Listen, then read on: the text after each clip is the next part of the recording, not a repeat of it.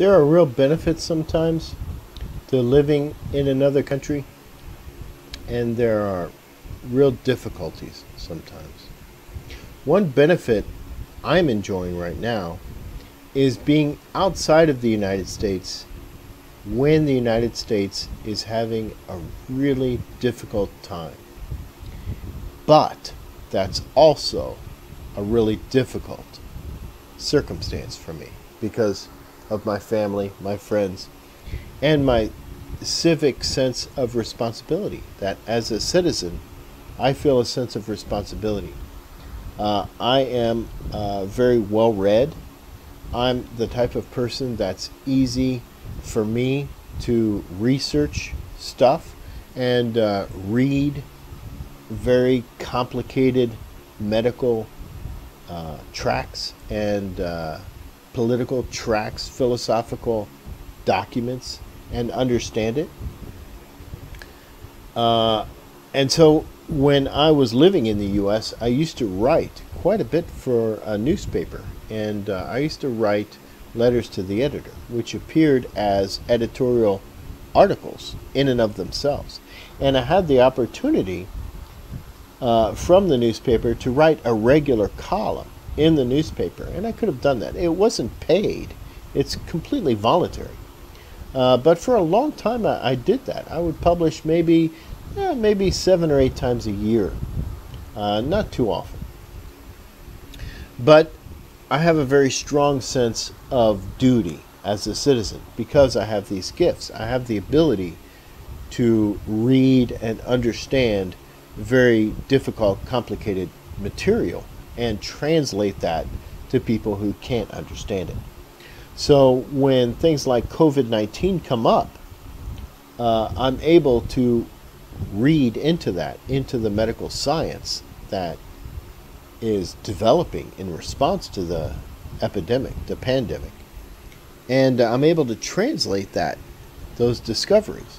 I'm able to understand why hydroxychloroquine sulfate works on a cellular level against COVID-19.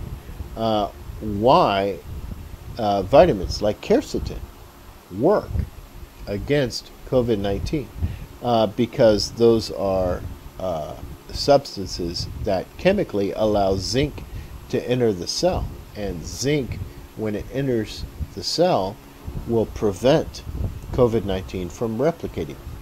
At least that's my understanding. Okay. But at any rate, also all this chaos happening in the United States. There's something that President Trump is talking about. The 1807 Insurrection Act was a political, a governmental act, a law enacted in order to help the government respond to insurrection, which is a revolution. Okay. The 1807 Insurrection Act has been called upon by Trump. He's been saying that he's threatening to use it. That would allow him the use of military force. Okay. The 1807 Insurrection Act was updated in 2006 after Hurricane Katrina. Okay, Hurricane Katrina was a disaster that hit the United States. It flooded huge portions of a big city, New Orleans, and a lot of the people did not evacuate because hurricanes happen all the time in the United States. There's maybe 11 each year, and there's never a disaster like this, never. So people really don't take it too seriously when there's a hurricane evacuation. I think a lot of countries are like that. And this hurricane really wiped out the city and killed a lot of people. And the Mexican military, Mexico, a country next door, was able to send aid, a convoy of trucks and personnel, trained medical people. They were able to reach the victims, the people that were suffering as a result of this hurricane. They had no fresh water for many days. They had no sanitation. They had no power, no air conditioning. A lot of elderly people were dying because of the heat. The Mexican military arrived on scene in New Orleans before the United States Federal Emergency Management Agency, called FEMA, was able to arrive and begin distributing fresh water. Okay, so that's what a disaster Hurricane Katrina was. It was an absolute disaster on many levels. So that was one thing the Congress did in the United States, was update the Insurrection Act because of Hurricane Katrina. Not only the Insurrection Act, I mean, they really changed a lot of things, okay? Because the government, well, hurricanes like that, disasters like that, earthquakes are another one.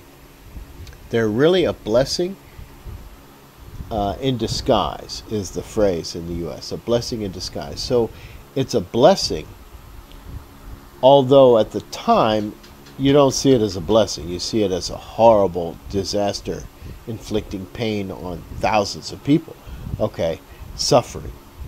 That's all you can focus on at the time. But later on, you'll look back and realize, oh, wow, that was really a blessing, because it really shone a spotlight on all the weaknesses that the government has. You know, it's a way that the Lord can show us what we need to do. Hey, you know what? You need to change these policies. You need to update this. You need to update this. You need to do better in this kind of situation. So every country has that. Okay, the Philippines, where I'm living now, they had that after Tacloban. Okay, you've got a city that's wiped out. What can we do better? Is what the government always responds. And sure enough, you know, if there's another event like that, you're going to see that they will indeed do better. So disasters like that are a real blessing. And that's one thing that the COVID-19 is pointing out.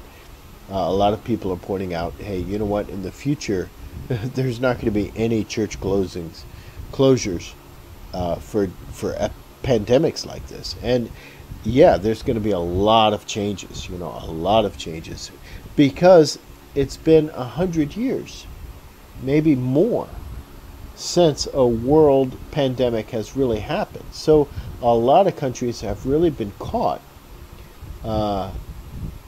unprepared. They really didn't know what to do. And it looks like countries like Japan, Belarus, countries, Sweden was another one that had no lockdown, no quarantine. It looks like those countries really ended up being okay. But are they going to do that next time? I doubt it. I bet you that Belarus and Japan and Sweden and other countries are updating all of their laws and practices, just like this insurrection of 1807 that Trump was referring to regarding all these riots. Okay, so these are updates. These are people that are professional thinkers. That's all they do, is sit and think, hey, if this happens, what do we do? And there's a lot of that. I was actually paid to do some of that on the municipal level, on a city level. And I happily passed that on to delegated that to other people. I really didn't want the responsibility for doing that, making those kind of policies. But happily in the U.S., you've got FEMA, the Federal Emergency Management Agency. FEMA has all these policies. So on a municipal level in the city, all you have to do is just, you call up FEMA and ask, hey, what should we do? So on the local level, you really don't need to do that. But I've got that gift to understand these complicated laws, and I really feel responsible in situations like this. I feel responsible to try to get people to understand what I can understand. And that's a lot of science, a lot of really fascinating stuff.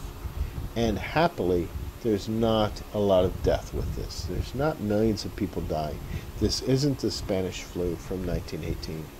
This really is ending up looking like something that could have been really horrific, but really wasn't.